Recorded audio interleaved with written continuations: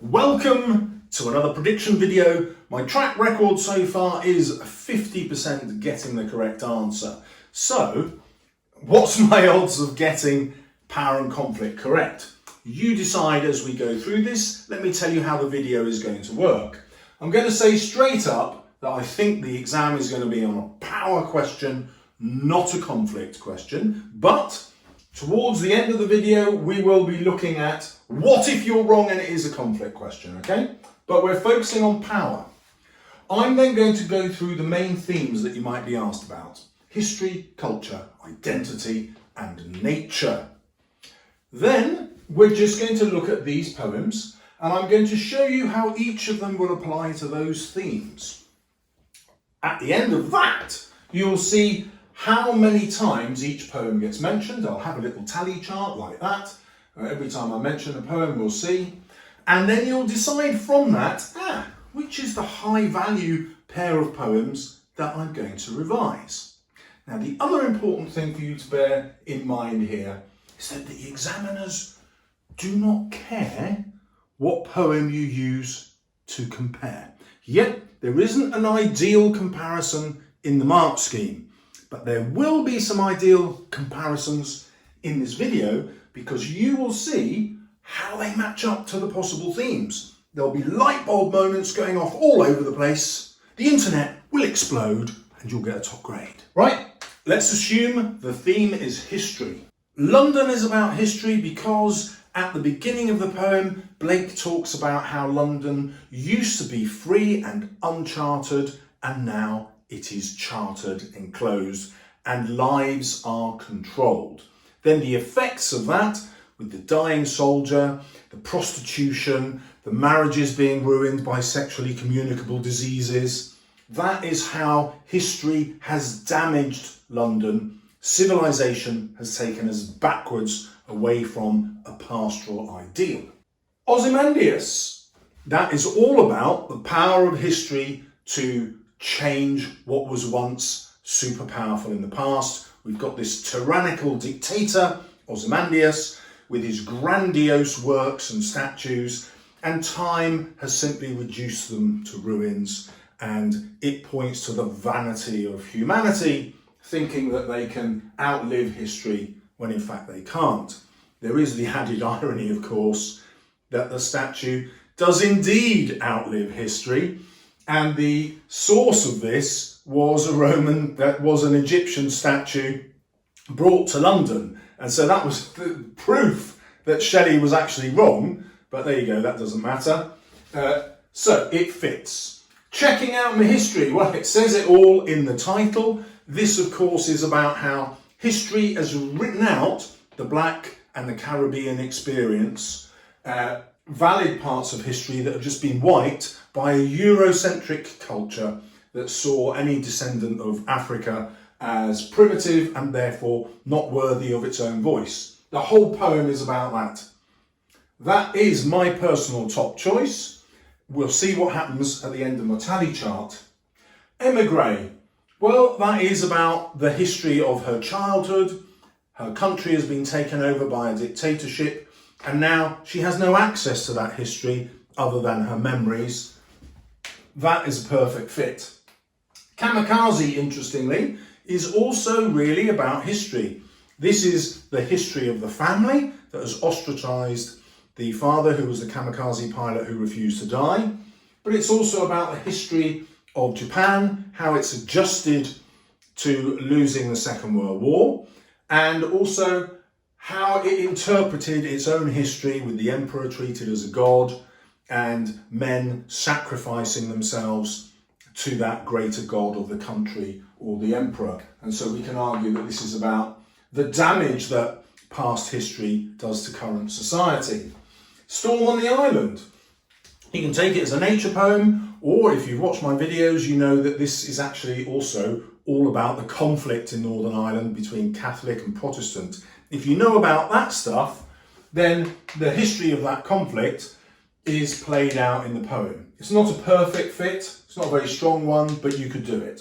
My Last Duchess can be applied to history in the sense that the Duke is obsessed with his 900-year-old name. It's all about the aristocracy, Browning is attacking the aristocracy in England and using the Duke as a proxy to discuss inherited wealth, inherited power. And what he's saying is, look, I'm writing about this bizarre Duke who probably had his wife killed, but actually those same instincts about oppression is what we've got in our country in Britain. And by the way, that's why I'm leaving.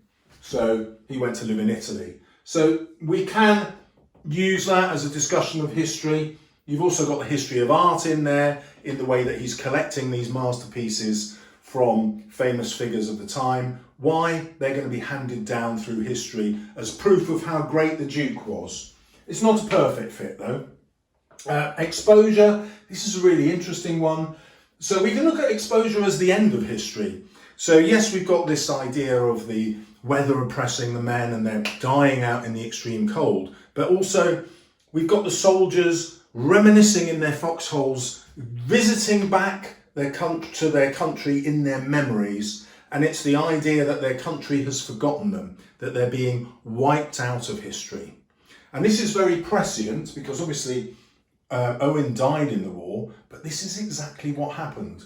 There were no novels written about the war for 10 years. Like, the country just suppressed the experience. They didn't want to talk about it. And it took 10 years for loads of novels to come out. They all came out in like 1929, 1930, and then kaboom, they stopped. The country again stopped talking about it.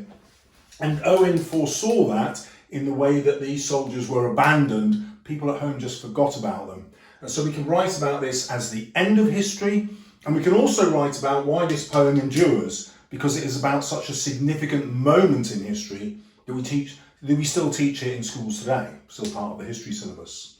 So you make up your mind which one best does history. Now we move on to culture. So culture is, what does the society value? Okay, well, London, this is all about what values we seem to have. We've given over London to the rich. However, this has led to the church ignoring what they should do. This has led to the king ignoring what he should do. That's why we've got these descriptions of the dead soldier and so on. And we've got the marriage hearse. We've ended up with an institution in which men are still going out, having relationships with prostitutes, coming back, blighting the marriage with sexually transmitted diseases, as well as betrayal. So that's definitely a change of culture poem. We need to change our culture. That's what he's saying. Ozymandias, not so much culture. That culture is long dead, isn't it? And the culture was dictated by a dictator. So that's not really an easy fit. I'm not going to have it. Checking out my history. That is all about these cultures that have been forgotten in Eurocentric history and in education in English and British schools. And he's reclaiming his identity as culture at the end. That's what the whole poem's about. And it's also examining what our culture used to be like in the past. You know, the Mary Seacole stuff, Crimean War, 100% keeping that. Emigre, all about the culture that she's taken with her, the language, the images of a city that she's abandoned, and possibly the idea that her new culture is also threatening, that they at the end of the poem could be in the new country she's gone to, she's still not welcome. Kamikaze, well, that whole thing is about this Japanese culture that would allow you to choose your country over your own father. You'd rather your own father died than lived. So that 100% there. Storm on the Island, that is also completely about the culture on this little island and the sort of personalities that this extreme weather has developed. But that is a metaphor for the culture in Northern Ireland as a whole. So yes, you can definitely do that.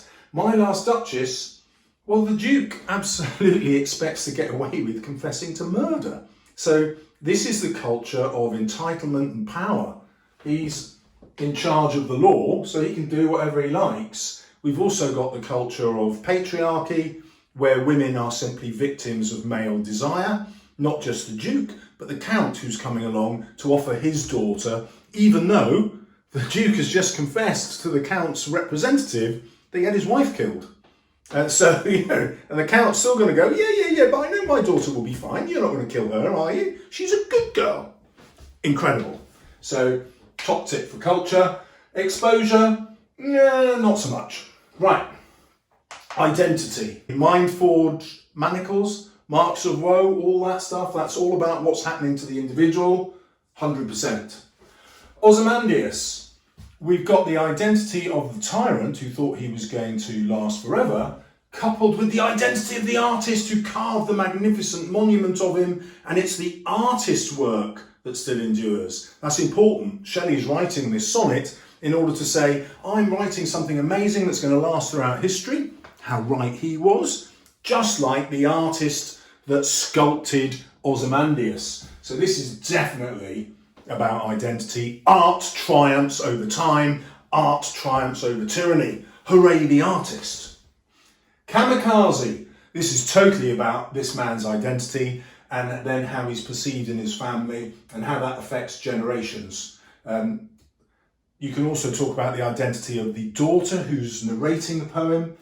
Definitely fits. Storm on the Island. Hey, this is all about Ireland. It's all about our identity, our conflict. What kind of people have we become that we're scared of nothing, the big nothing at the end? Definitely. My Last Duchess. Well, this is actually totally about identity. The Duke is obsessed with his own self-importance and identity, and he despises his wife's persona, that she was all in touch with her feelings, kind to other people, smiling all the time, riding around on a white pony. All these things that he despises in her are her identity, which he obliterates. And so this is how women are not allowed an identity, but men are. Brilliant one. Exposure. All their eyes are ice is how the poem ends. This is also all about identity.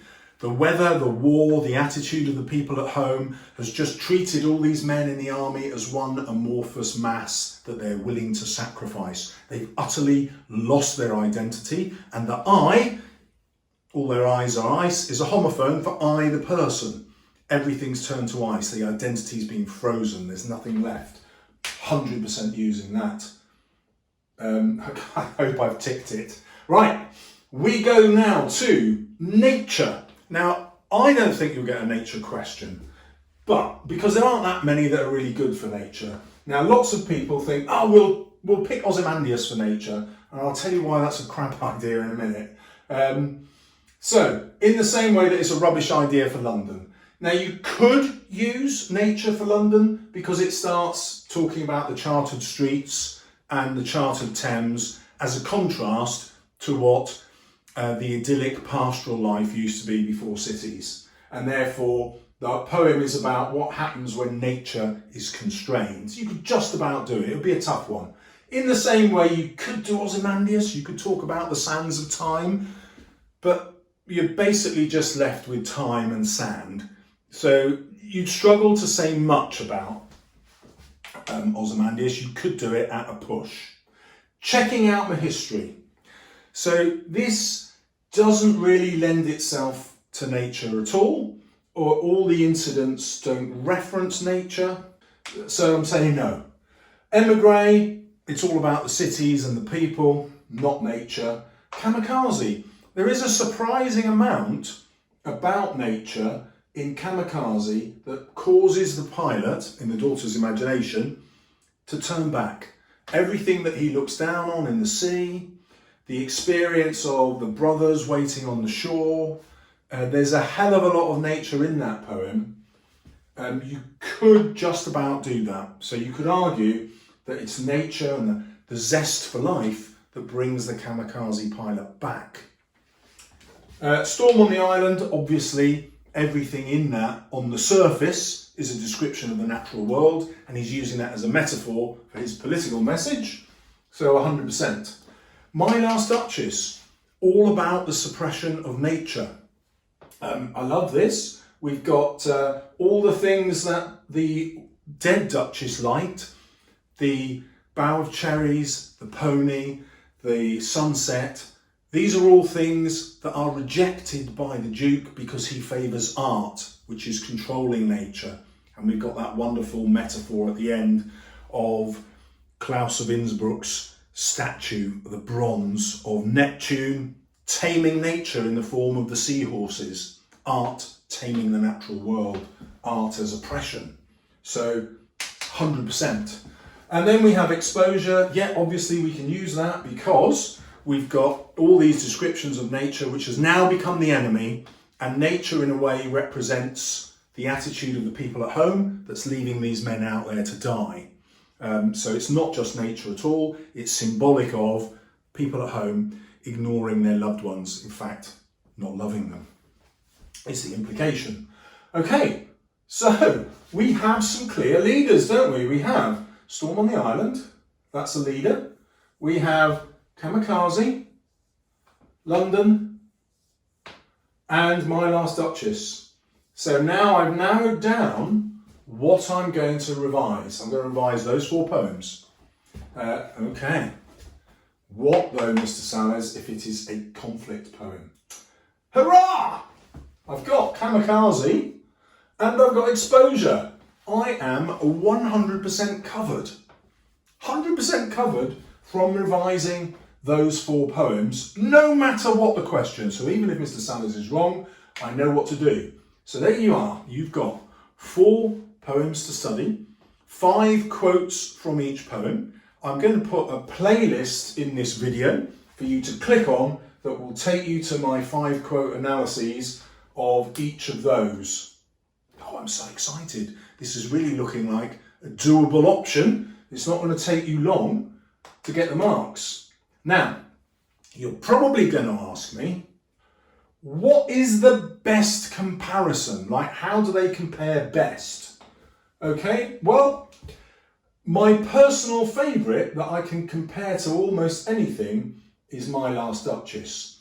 It's really valuable because My Last Duchess also includes some interesting stuff about form and structure, the iambic pentameter. You'll easily, and that's where top grades are if you've got one good comparison of form and structure. Storm on the Island, hardly any structure at all. So if I were going to swap this one out, because I could write about structure, I'm either going to pick Ozymandias or Exposure, depending on which one you like best. And one with an easy structure to write about is obviously London. Now the bonus bit of my video is this. I think the actual named poem might be Checking Out My History. And the reason I say that is AQA have started to shift towards more multicultural books. So it's proposing a whole new collection of books for students studying next year, which have got a much wider variety of female and multicultural voices in them. And so this could be a sign that they're thinking of saying, oh, well, we've only really got one non-English voice, although actually Agard has lived in England most of his life. But anyway, he's an immigrant to the country. We've only really got one of those voices in the collection. Maybe we'll pick those. In which case, the topic is likely to be history or culture or identity. There's lots of structural stuff that you can mention in that because you've got the 2 voices. The voices he uses for what he's taught in school, British history, and then the voice that he uses for an Afrocentric history. So this is a really cool one. And you've also got the repetition of the beginning and the end and the way he flips it. So I would definitely revise that one. Unfortunately, that does give you 5 instead of 4. Well, it doesn't, because you don't have to revise any of the ones I've suggested, do you? But that's my top prediction. But they could give you any of 15 poems, so I've got like a 1 in 15 chance here. So that's not that secure. But I'm very confident that these ones, 1, 2, 3 and 4, will fit any question. Very confident about that. Hopefully you've seen how that works and you're going to smash the exam. Now, check out the playlist if you want to revise these poems in only 5 quotes.